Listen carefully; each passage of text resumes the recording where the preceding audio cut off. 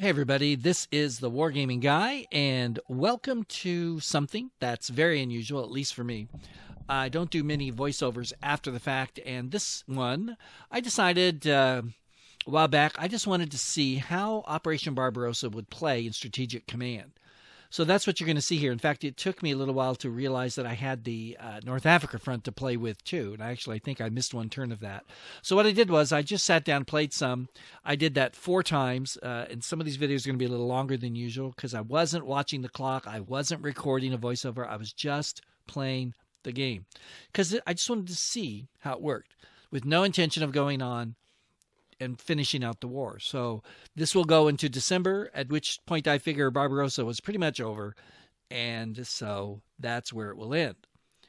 And so that's what we're going to do here. And I'm just going to do some voiceover commentary just to see how it goes. As you can see here, the game does not just limit you to Barbarossa, which is what I'd kind of slipped my mind.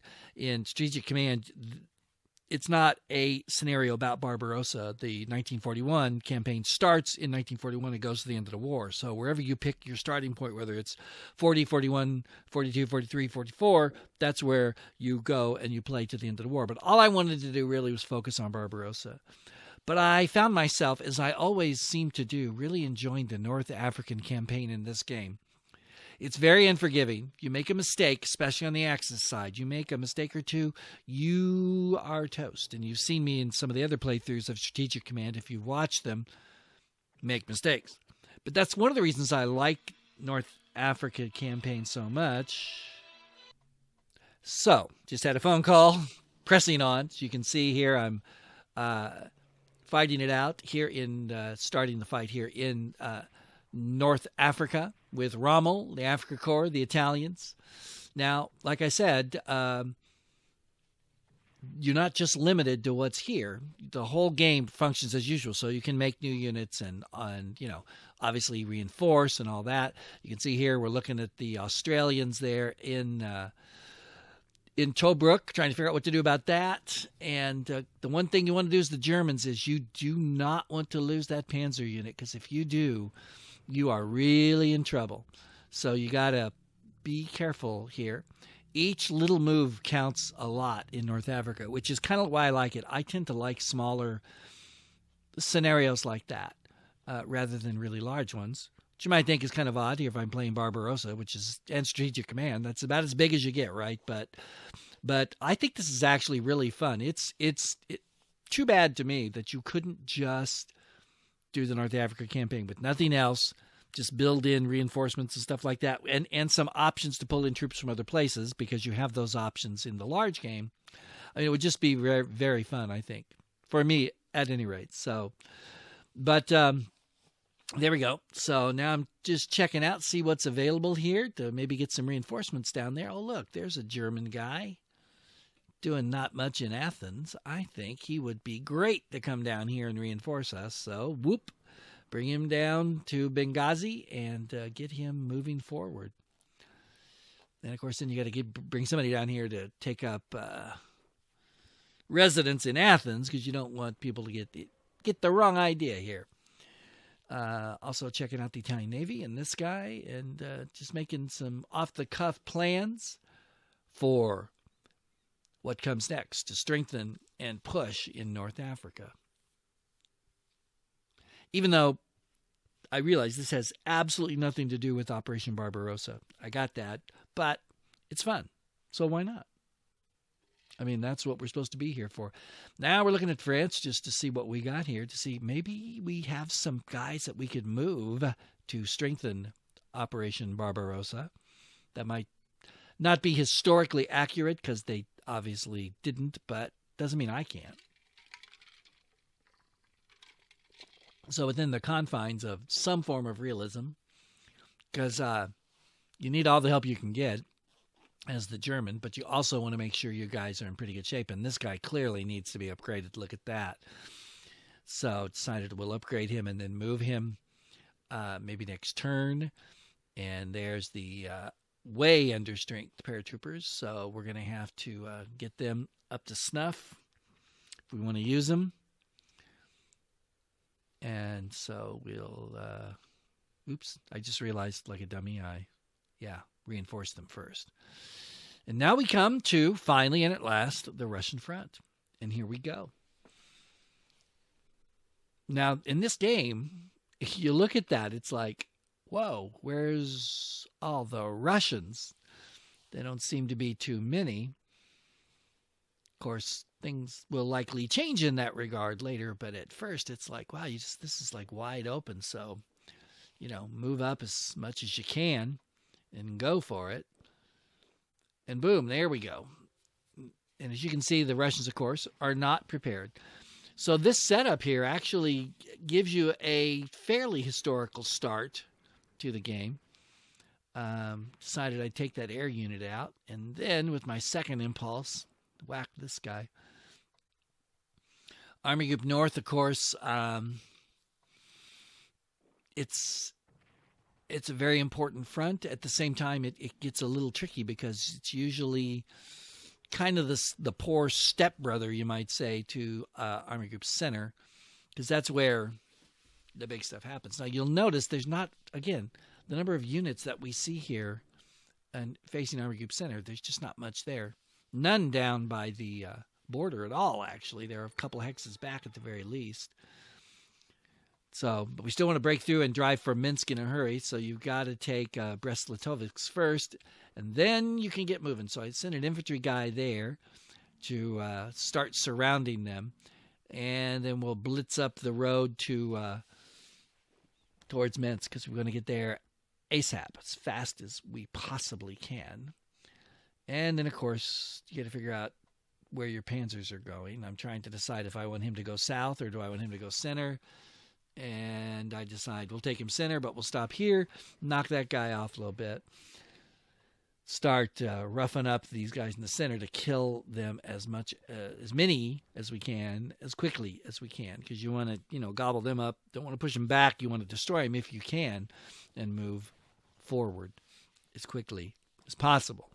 And of course, if you've ever played any Barbarossa game, and I'm assuming you probably have if you're watching this, that's the trick that the Germans face. Is it's like you got to kill them all, you got to do it fast, and you can't waste any time.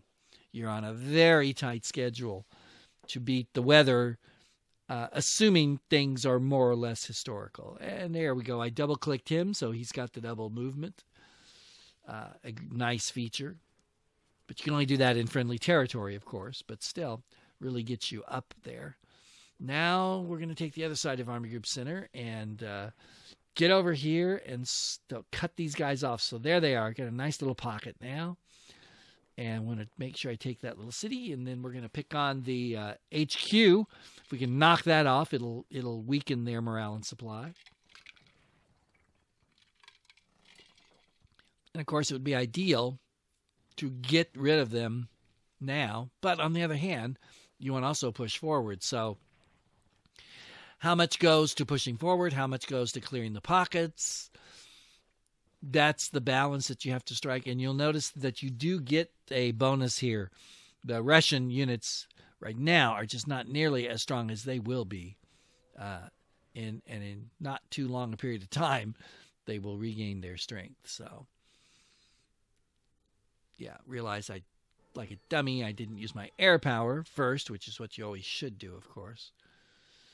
But that's okay. So we'll move it up. Move up my fighters. Move these guys. Hey, there we go. We can lower his strength a little bit. And we do have some garrison units, which do come in handy. There we go. Nope. Can't do him. What about him? Nope. He's already fought. So decide where the boundary is for Army Group Center, Army Group South. Boom. Send this guy forward. And again, trying to cut off as many of these guys as we can. Of course, in the south, you're facing some very strong opposition. There's a lot of units down here and more to come. Boom, but at least we're off to a pretty good start there, like that. Again, bring the armor forward. Get it out front to cut and slash. Look at this. Man, even the minor allies, they're doing pretty good here on this first turn anyway. We'll see how well they do in following turns, but at least for now. And there we go. Just got to cut across there. Take that big chunk of the front out. And again, there's like nobody in this front. It looks like, wow, we're just going to cruise on through. It's going to be wide open. Well, maybe not. We will see. But we got to do what we can while we can. I guess in a sense, the Axis strategy, you could think of it as make hay while the sun shines, because, boy, it's only going to last for a certain amount of time, and then you're going to be in trouble. As the Russians wake up, populate, and the weather gets dicey, and you get further from your supply, and you can't reinforce all your units because you can't, move and reinforce. So then it's the choice: do I move forward and take this town, punch that hole, exploit the hole that's there, or do I reinforce my guys? It gets to be a very tough choice, which is, of course, one of the great things about playing Operation Barbarossa as the Axis. It really squeezes you. You have to make some choices, and they are not easy choices. That's part of the fun. Okay, down here, we got to figure out how to keep the partisans down, because they're going to be a problem. We don't have an overabundance of units, of course. Again, the big problem for the Axis powers. And when you play this game, actually, that's a big problem tends to be for the Allies, at least early. Certainly for the Russians, and later for the Western Allies. You just, you don't have as much as you want.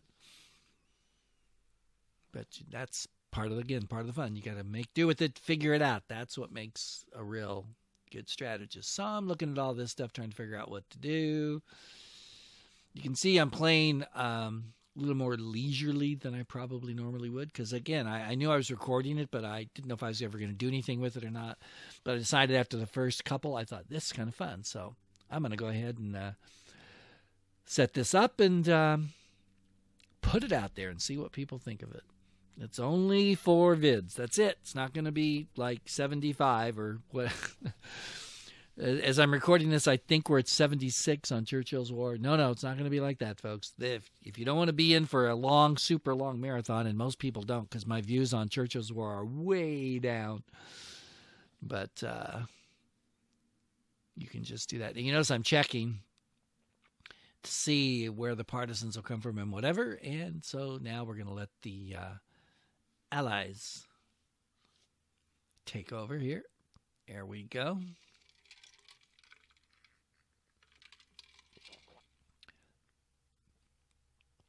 And everybody fires up over this latest outrage by Nazi Germany. As Churchill would say, the Nazis. He had trouble saying Nazi. He just said Nazi. And look, a partisan popped up, which I figured was going to happen. And that's about it. Not much for them to do on that first turn. Yep, there he be. And Finland joined the Axis. And, of course, they're pulling their industry out as fast as they can, moving it to the Urals, which is, of course, very historical. And here we go. Now the ground troops are going to react, and they are going to do what they should do, which is run like heck. When you play the Russians, that's what you do. Early, of course. Try to salvage anything you can. It will definitely be helpful later in the game, that's for sure. Because, of course, you figure, got to face these Germans as they get close to Leningrad, Moscow. You're going to need some help.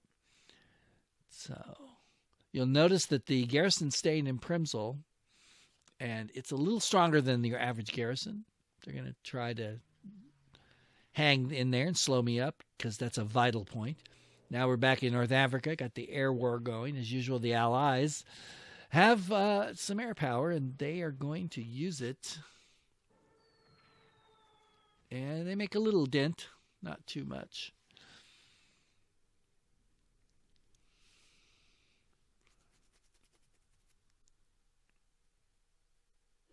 And the Allies in North Africa have a lot of troops, much more than the Axis does.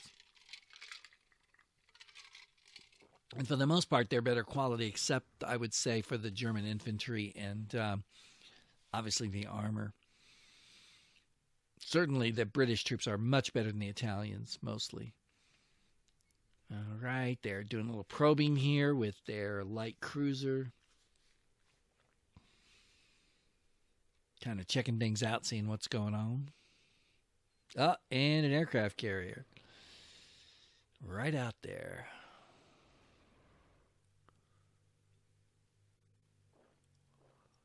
And they move some infantry up. Ooh, look at that. The Italians stood up to it. And they're actually, the Tobruk garrison's actually attacking, which is interesting. And they put a dent in the Italians, but they lost some themselves. And of course, we want to knock that garrison out as much as possible. And here comes the partisan, trying to spread out as much as he can. And here comes some land-based aircraft.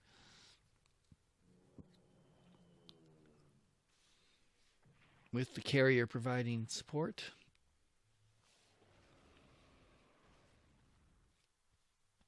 As you can see, they're going to test us as much as they can.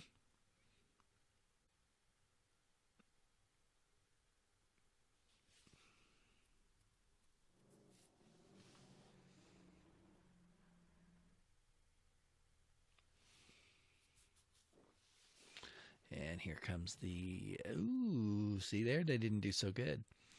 And they're out of stuff. And here comes the anti-tank unit. So we got any tank to any tank. Of course, he could attack the Italians if he wanted to. And now their artillery's up.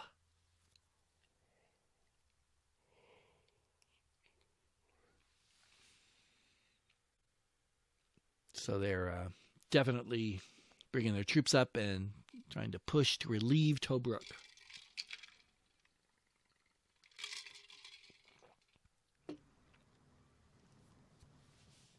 All right, so here we go.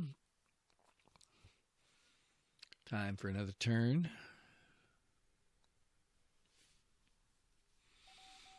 And there we go. Yep.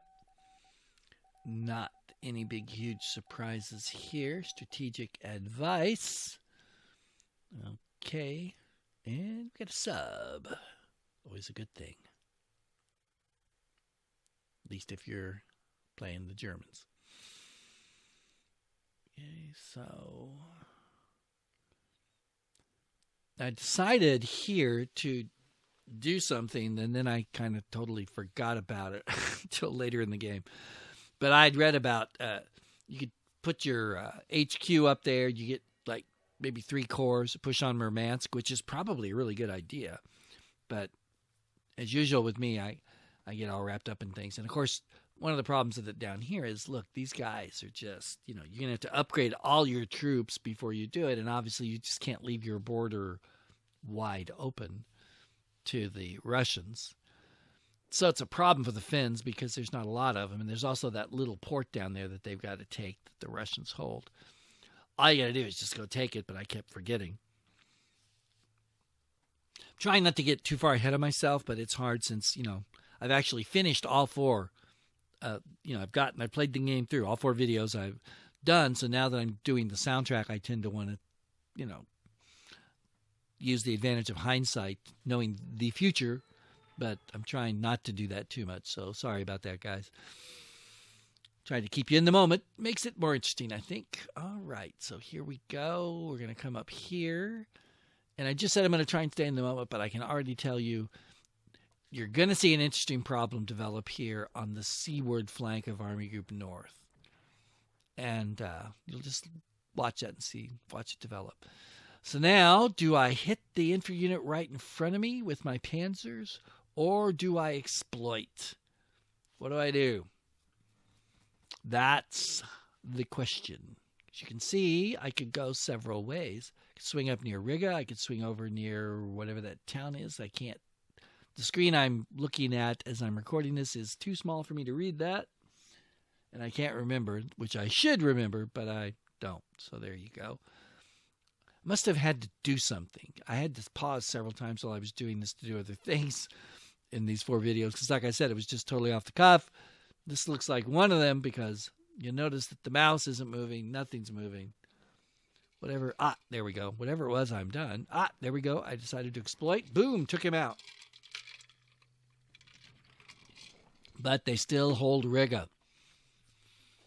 So here we go. I'm attacking this guy to clean this out, this pocket out. Take the town. And I decide, what do I do? Ooh, it's too big of a thing to pass up. I was looking to send him north, but man, how do you pass up that? So I decided I'd go ahead and hit that guy anyway. All right, here we go. Let's see if we can clean this out and drive to Minsk as quickly as possible. They do have a army or a corps in Minsk, so we're going to have to deal with that. In the meantime, let's finish these guys off, shall we? The quicker they die, the better it is for us. Boom. It's gone. And we still have movement, so we're going to move him east. Try and, hit, destroy, move east as quickly as we can.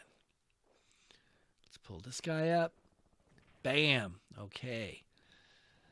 Now that we took that town, though, I decided to go anyway, but taking the town's important because if any of these guys survive this turn, their supplies will be much lower because they don't have a town that they can draw supply from. Shattered. All right, so there's only one left. Go east, young man. Go east. Which way do we go? Decided to go there, and of course there's somebody in there. There's always somebody in there. Which I figured there would be, but, bam, so we'll hit him instead. And let's see what we can do with this guy. Ooh, he's not going to kill him. Darn it. But we have another one. So we'll slide him over and attack. We don't want him to get into that town. So move the garrison up just to lock him in. And unfortunately, he's going to survive to next turn. And we'll move the garrison there. Because he's down to what, 1 point? Yeah, so it looks like. So he'll die early. Easy, sorry.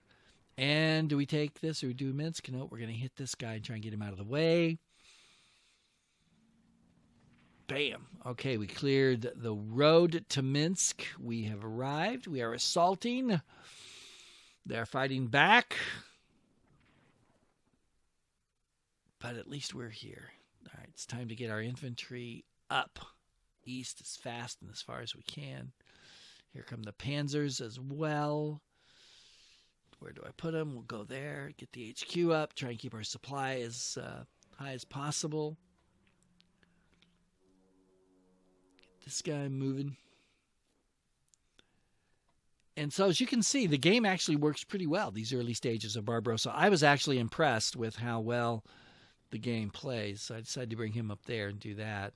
It's a little off course, but not entirely.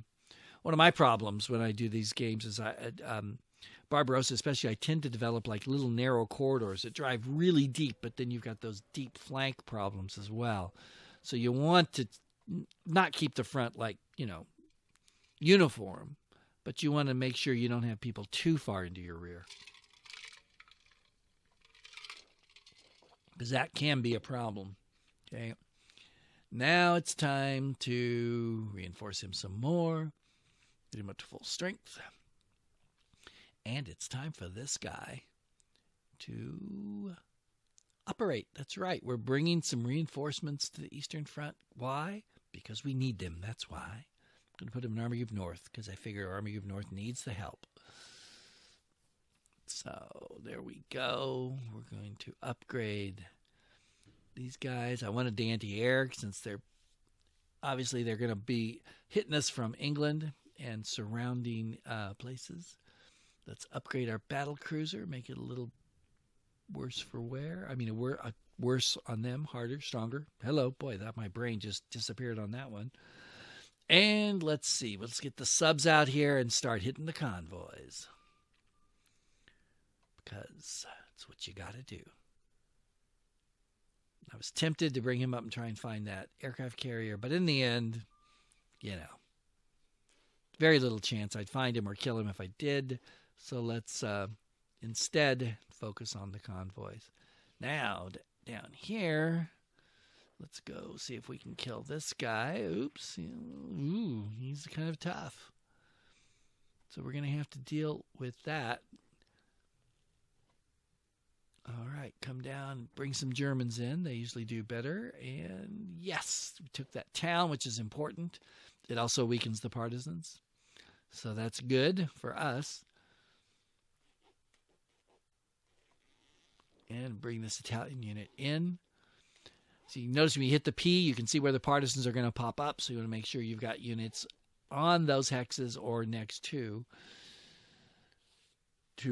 keep them from popping up. Because once they pop up, they're a pain. That's for sure. They're not fatal, but they're a hassle, which is exactly what the partisans were when you think about it strategically. All right. Nailed it. Finally captured that. They fought well, but they lost. That's what counts. All right, so let's move our motorized infantry up. Let's get these guys up here. And start hitting them as much as we can. Trying to decide who to hit. Decided to go with that guy. And hit him again. Didn't kill him, and we did suffer some losses, but it hurt him. All right, let's go. Get up here and hit him, guys. Hit him. And as always, keep your HQs up. I realized after I moved that's not the HQ that belongs there. That's actually something else, but oh well. Now we got to start driving up towards Kiev, right? You got to get the road to Kiev cleared. Ooh, look at that. I'm out of movement points, but he's not. So we're going to drive up the rail and the road towards Kiev. So as you can see, these Russians are really in a bad spot. Couldn't take that town, but still, they're still in a really rough spot in terms of getting out. And this is a deep, deep Kessel, deep pocket that looks to be forming.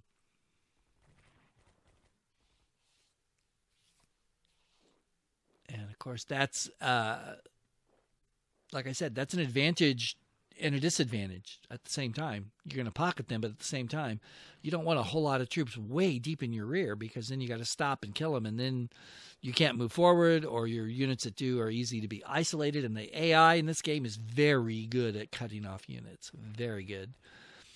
Here we are trying to kill some guys around Odessa. So we want to move forward, obviously, and take that port city. That's very important for Army Group South to do that. And, of course, we're using Romanian troops who are, to put it mildly, not the best. They surprise you occasionally, but, I mean, generally speaking, they just, their leaders were bad, their equipment was bad, and I imagine their morale wasn't exactly great. Whoops, we found somebody there. So we are seeing the Russians trying to stitch together some kind of front. There's a recon unit. And boom, we hurt him a little bit, not too much, but he retreated, so that's good. So, got to get everybody up. Get that HQ up for sure. And keep pushing. But as you can see, it's July. And we are moving forward. We're not on the historic timetable, but we're fairly close for the most part. Not completely. And so I think that says a lot for a game at this level. To be able to do that is impressive to me. And you do get, like I said, to research things. You do get to buy things because, of course, this scenario is set up to go from here to the end of the war. So I kind of just went ahead and did some of this stuff anyway, even though I knew I wasn't going to finish it. I certainly want to buy more because hopefully I'll have time to pick up some of this before Barbarossa's over and help out.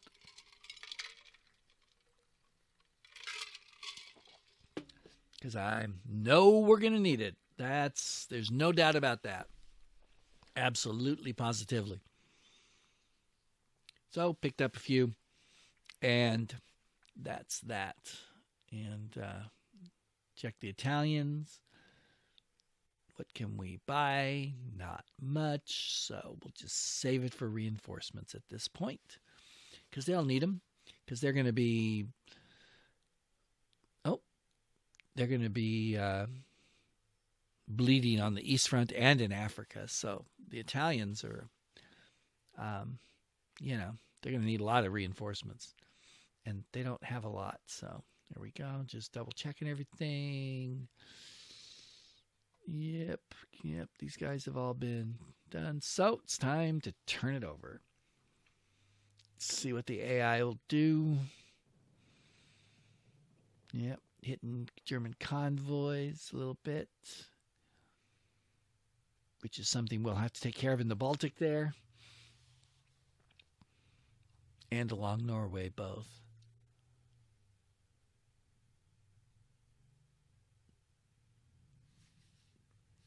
So, yeah. You're going to see them. Some places they'll pull back, some places they'll strengthen, some places they don't really, have much of a choice. I mean, what else are you going to do? Like the guy in Riga and these guys, they're just going to have to reinforce and dig in and hang on. Now here comes some more guys in North Africa. See what I mean about a lot of troops? The Allies definitely have them. And something I've got to keep my mind on here is reinforcing my fighters in France, because I do not want their air power to just tear up my guys there, because then they might actually get a wild and crazy idea and invade. I doubt the AI would do that, but you never know. So you got to stay on top of it, because that, of course, would kill your Barbarossa campaign pretty much. Because as you can see, there's just next to nothing in France. And there'll be less of it when I'm done, because some of those guys are going to the Eastern Front, whether they like it or not. So, yeah. So here we go. Just seeing what the Allies are up to.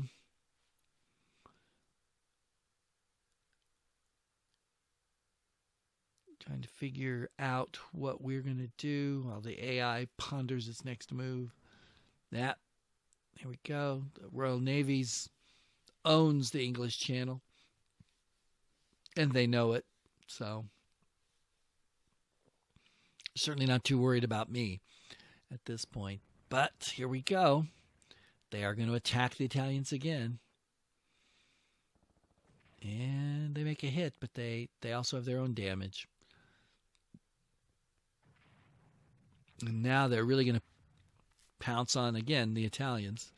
Any tank unit, that makes perfect sense to hit that Italian armor. Yeah. And on the Russian front, too, you're going to see some counterattacks. Yeah, oops. Here comes the British armor. That's not good. Of course, in one sense, it is good, because at least we know where they are now. Because obviously, in North Africa, as the German, that's always one of my top priorities, is kill the Allied armor unit, or units if they bring more than one in. Yeah, you can see that guy moved in the pocket there in Russia. And this guy, look at this guy. Look at this guy. He's trying to cut my guys off. That's very aggressive. I don't think it's terribly realistic, but on the other hand, it's nice to see the AI is not just passive. It fights back, which is good. And this, I believe, will do it for us. So this is the Wargaming Guy saying thanks for watching. Let me know what you think of this unusual format that I'm doing here. Hope you're going to enjoy it. Remember, we've only got 4 videos, so you've made it this far. Hang in for the rest. Till next time, this is the Wargaming Guy saying thanks for watching, and I'll see you later.